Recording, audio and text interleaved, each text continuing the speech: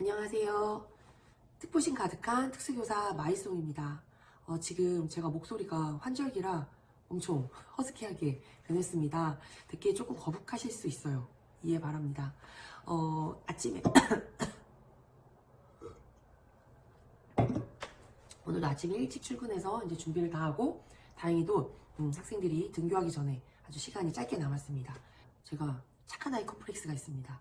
그래서 그 유튜브 댓글이 많지는 않은데 그 댓글을 일일이 못 다는 이유가 하나를 달고 어떤 건 안 달고 이건 안 돼요. 그래서 한 번에 다 달아드려야 되는데 또 그 시간이 안 되고, 그래서 제가 댓글을 다 빨리빨리 못 다는 거 양해해 주시길 바래요.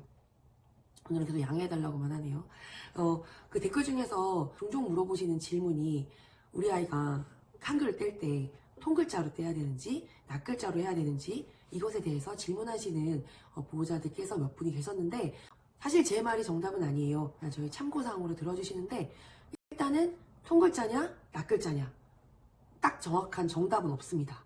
대상 학생이 한글을 뗄 때 통글자냐 낱글자냐 중요한 것이 아니고 얼마나 끈기 있게 가르치는 사람이 끈기 있게 지속성 있게 가르치냐가 저는 제일 중요하다고 생각을 해요. 그리고 지금 제가 만약에 낱글자로 하세요라고 했을 때 이미 통글자로 시작한 가정에서는 또 당황해요. 통글자냐 낱글자냐가 아니라 우리 아이들 경우에는 각자의 성향이 있고, 만약에 굳이 제가 딱 집어서 그럼 뭐부터 할까요? 라고 물어보시면 이 두 개를 병행하시라고 말씀을 드리고 싶습니다. 자, 1번 제일 중요한 거는 끈기예요. 한글을 시작했는데 하다가 부모님들이 힘들어요. 부모님들도 지루해요. 가족 행사가 있어서 어떤 날은 엄마 바빠서 아빠 바빠서 빼먹는 경우가 있는데, 이렇게 하는 것보다 하루에 10분 20분이어도 딱 시간을 정해놓고 조금이라도 끈기 있게 아이들에게 가르쳐주는 것이 가장 중요합니다. 그래서 가정에서는 이게 쉽게 떼어지지 않는데 그나마 학교에서 이게 좀 아이들의 학습 능력이 나아지는 이유가 그거예요. 저희는 이게 일이거든요. 꾸준히 매일매일 하는 것이 아이들에게 반복하는 게 일이기 때문에 확실히 학교에서 배웠을 때 더 많이 학습이 더 발전이 되는 것을 볼 수가 있는데요. 저희 역시 같은 것을 끈기 있게 가르칠 뿐이에요. 가정에서도 충분히 할 수 있기 때문에 오늘부터 10분, 20분 시간을 내서 부모님들이 지루하고 오늘은 바빠서 하기 싫어서 패스하고 싶은 마음을 견디고 아이들에게 한글 공부를 가르치는 것이 저는 제일 1번이라고 생각을 합니다.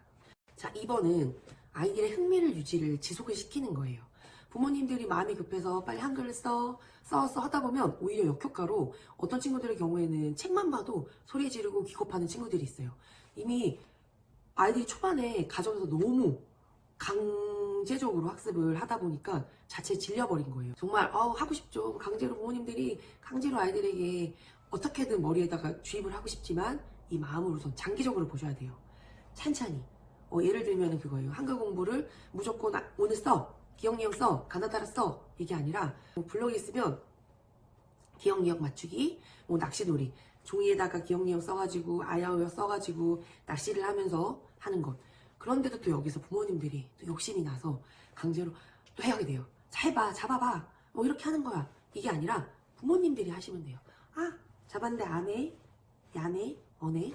부모님들이 재밌어하면 아이들도 재밌는 건가? 하고 관심을 갖게 돼요. 책상에 앉혀놓고 낱말카드 나, 그 다음에 기흥, 니은, 이것이 아니라 부모님들이 자연스럽게 이거는 공부가 아니야, 놀이야 라는 것이 저는 1단계라고 생각을 해요.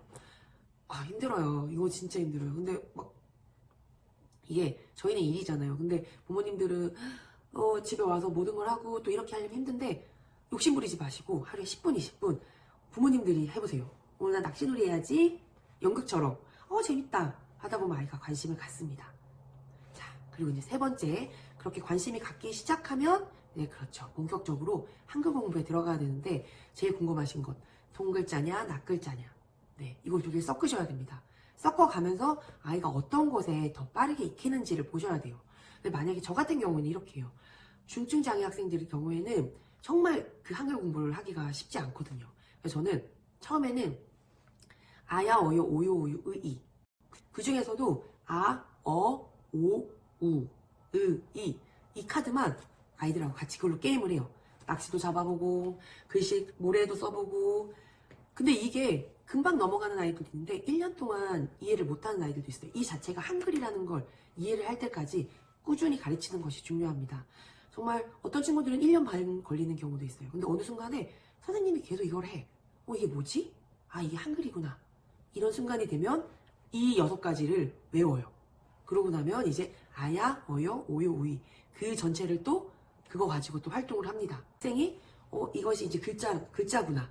그리고 이게 아구나, 야구나, 오구나를 익히게 되면 이제 그 다음부터는 여기다가 이응을 빼고 기역, 니은 다양한 낱글자를 넣어서 글자를 가르칩니다.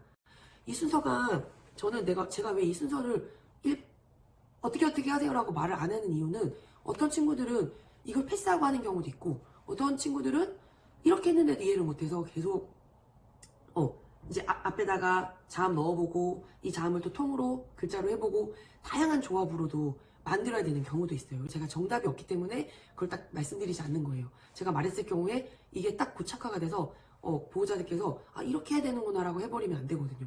아이의 특성을 보고 아이가 어떤 것에서 더 빨리 익히는지 이걸 보고 조금씩 바꿔주시면서 해보셔야 돼요.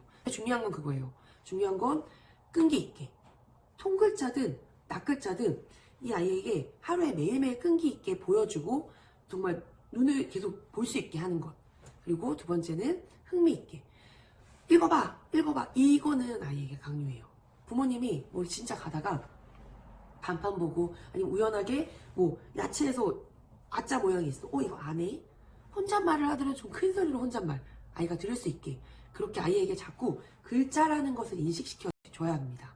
그게 중증장애 학생들에겐 중요하고 경계성 학생인 경우에는 만약에 지금 한글을 아직 한 번도 안 떼고 시작하는 경계성 학생인 경우에는 낱글자로 시작을 하되 그 통글자도 같이 조금씩 낱글자만 하다 보면 이 단계가 이제 일반적으로 요즘에는 낱글자로 된 학습지가 되게 많아요. 그걸 하다 보면 아이가 이게 5권짜리 완성이 막 있는데 이걸 다 해야지 웬만하면 글자를 읽을 수 있으니까 아이가 지쳐요. 지치는데 하면서 통글자가 나오면 이 통글자를 조금씩 가르쳐줘야 돼요. 그러다 보면 자기가 간판을 가다가 읽을 수 있는 게 생기면 거기에 대한 자극을 받아서 또 공부에 대한 재미가 느껴지거든요. 모든 공부가 마찬가지인 것 같아요. 장애냐 비장애냐가 중요한 게 아니라 모든 아이들은 공부를 좋아하는 아이들이 이상한 거예요. 자기가 잘하는 것에 흥미를 갖는 것이 당연한 것입니다. 그렇기 때문에 아이에게 흥미를 주고 조그만 것에 성취의 기쁨이 느껴지면 아이가 조금씩 하게 돼요. 그러니까 부모님들 제일 중요한 건 그거예요. 어떤 게 중요하냐, 내가 어떤 방식이 있냐, 그 방식은 아이들마다 다르기 때문에 아이들에게 맞춤 교육을 시키는 것이 중요하고 이것을 부모나 교사가 얼마나 끈기 있게 꾸준히 지속성 있게 아이가 질리지 않고 흥미를 가지고 이 학습을 하는지가 중요합니다. 네. 오늘의 포인트는 반복, 무조건 반복, 꾸준히 반복, 지치지 않고 반복. 저희 학생 경우에는 정말 한글도 몰라 자기 이름이 그 이름인지도 모르는 학생이 있었는데 정말 2년 동안 계속 그것만 가르쳤어요. 나중에 글자 자기 이름 쓰고 아야오요 하거든요. 할 수 있습니다. 여러분들 모두 희망을 가지고 오늘 하루도 꾸준히 반복적으로 하시길 바랍니다. 네, 오늘 저는 여기까지. 안녕.